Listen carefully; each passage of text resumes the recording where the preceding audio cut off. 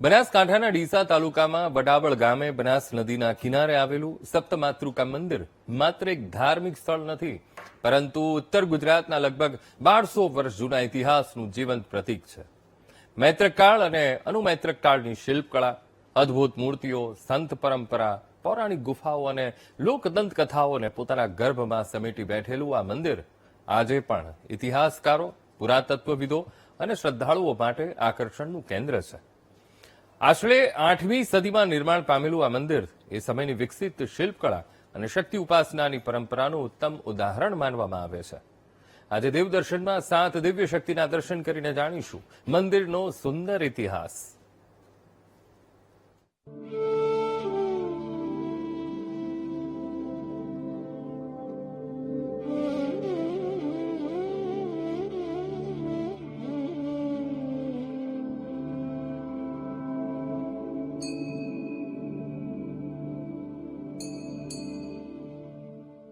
ગુજરાતના ઇતિહાસમાં મૈત્રક વંશનું વિશેષ સ્થાન છે. 5મી સદીથી 8મી સદી સુધી સૌરાષ્ટ્ર અને ગુજરાતના વિશાળ પ્રદેશ પર મૈત્રક રાજાઓનું શાસન રહ્યું હતું. ગુજરાતમાં આજે જોવા મળતા અનેક પ્રાચીન મંદિરો અને શિલ્પો મૈત્રક યુગની કલા અને સ્થાપત્યના સાક્ષી છે. વડાવલનું સપ્તમાતૃકા મંદિર પણ એ જ પરંપરાનો એક મહત્વપૂર્ણ અવશેષ માનવામાં આવે છે. સપ્તમાતૃકા એટલે 7 દિવ્ય માતૃશક્તિઓનું સમૂહ. બ્રાહ્મણી, મહેશ્વરી, કૌમારી, વૈષ્ણવી, વારાહી, ઇન્દ્રાણી અને ચામુંડા જેવી શક્તિઓની ઉપાસના પ્રાચીન ભારતના અનેક પ્રદેશોમાં થતી હતી. મૈત્રક કાળ દરમિયાન શક્તિ ઉપાસના ગુજરાતમાં ખૂબ પ્રચલિત હતી અને તેના પુરાવા રૂપે અનેક સપ્તમાતૃકા શિલ્પો આજે પણ જોવા મળે છે.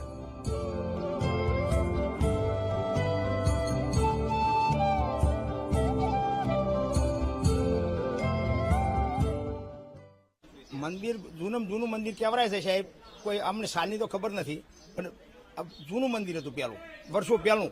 પછી વચ્ચે નદી હેડી, પછી 2 ભાગ પડી ગયા. પછી શીત અંબિકાનું મંદિર જુનાડી બનાવેલું અને આસ્થાનું મંદિર છે, જૂનું મંદિર છે આવ્યું. અને આખું ગામ બધું દર્શન કરવા, આજુબાજુના માણસો પણ દર્શન કરવા અહીં આવે છે.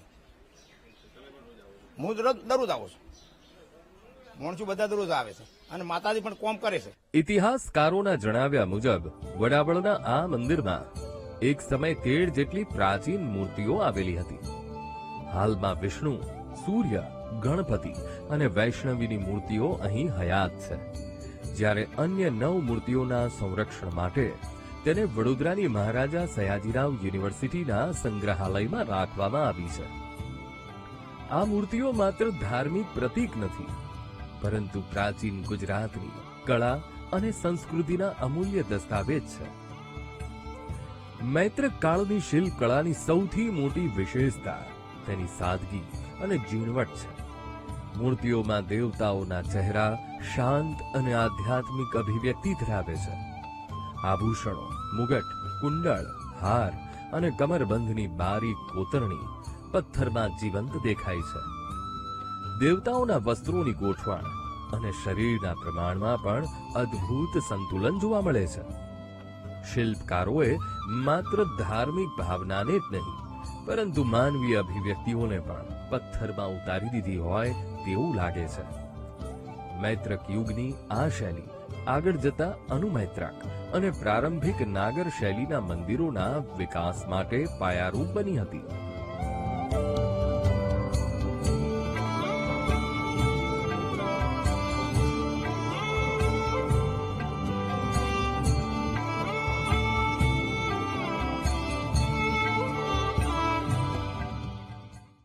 વડાવળમાં આવેલું એવું પૌરાણિક સપ્તમાતૃકાનું મંદિર બહુ પૌરાણિક છે અને અહીંયા એટલું બધું આસ્થાનું કેન્દ્ર છે. આજુબાજુના ભાવિ ભક્તો પણ વધારે છે. દર પૂનમે ભજન થાય છે અને અહીંયા સાધુ સંતોએ એટલી બધી સમાધિઓ પણ છે જીવત, અને એમને અહીંયા તપ પણ કરેલું છે. અને એમની મંદિરની પાછળ પૌરાણિક જગ્યાઓ પણ ખોદવામાં આવે તો બહુ મળેલી છે. અને અહીંયા અમારા ગામમાં પવનપુત્ર હનુમાન દાદાનું પણ પૌરાણિક મંદિર છે. લાખણેશ્વર મહાદેવનું પણ એક પૌરાણિક મંદિર છે. એવું કહેવાય કે રાજા વલ્લભીપુરના રાજા એમને આ બનાવેલું છે, પણ જે તે વખતે તોડી પાડેલ છે. અને અત્યારે જે 4 મૂર્તિઓ અહીંયા હયાત છે ત્યાં અમારા બાપજી શિવ ભારતી તરફથી 2 ટાઈમ આરતી પૂજા થાય છે અને ગામના ભાવિ ભક્તો પણ એમાં ભાગ લઈ અને જોડાય છે. એવું સૌનું આસ્થાનું કેન્દ્ર છે. આ નદી કિનારે એક સિદ્ધંબિકા માતાનું મંદિર આવેલું છે. તે બહુ જ જૂનું મંદિર છે અને અહીંયા બહુ લોકો આવે છે.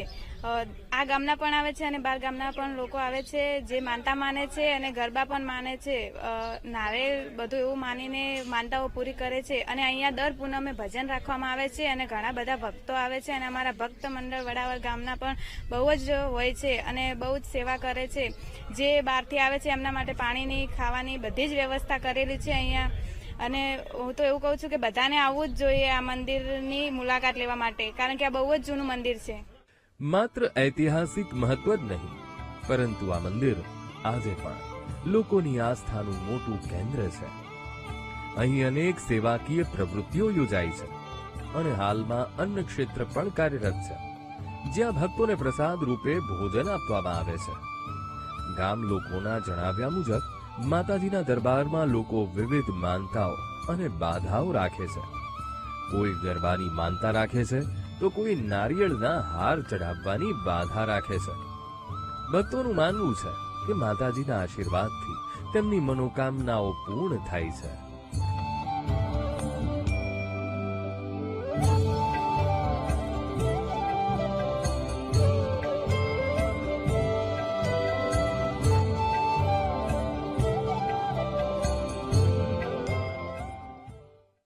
અત્યારે આ મંદિરમાં ઘણી બધી સેવાકીય પ્રવૃત્તિઓ ગામમાં થતી હોય છે. સામાજિક પ્રસંગો, કોઈ પણ આપણા તહેવારોની ઉજવણી પણ થાય છે.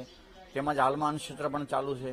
અન્નક્ષેત્રમાં પણ લોકો ખીચડી કઢીનો પ્રસાદ અહીંયા 9 થી 11 આવી અને લે છે અને સમસ્ત ગામની ખૂબ આસ્થાનું કેન્દ્ર છે. લોકો અહીંયા આગળ ગામમાં જે કંઈ નિર્ણય કરે અહીંયા બોલીને જાય, ફરીને અહીંયા જે ફરે, એટલી બધી આસ્થાનું કેન્દ્ર છે. મંદિરની પાછળ આવેલી પૌરાણિક ગુફા પણ લોકોમાં વિશેષ આકર્ષણનું કેન્દ્ર છે. આ પવિત્ર ભૂમિ પર અનેક સાધુ સંતોની સમાધિઓ આવેલી છે અને વર્ષો દરમિયાન અનેક સંતોએ અહીં તપસ્યા કરી હોવાનું સ્થાનિક પરંપરાઓમાં કહેવાય છે. દર માસની સુદ પૂનમે અહીં ભજન સત્સંગનું આયોજન થાય છે અને શિયાળો, ઉનાળો કે ચોમાસું દરેક ઋતુમાં આ પરંપરા અવિરત ચાલુ રહે છે. આ કારણે વડાવલનું સિદ્ધાંબિકા માતાજી મંદિર માત્ર એક પ્રાચીન સ્મારક જ નહીં, પરંતુ શ્રદ્ધા, સેવા અને સંસ્કૃતિનું જીવંત કેન્દ્ર બની રહ્યું છે.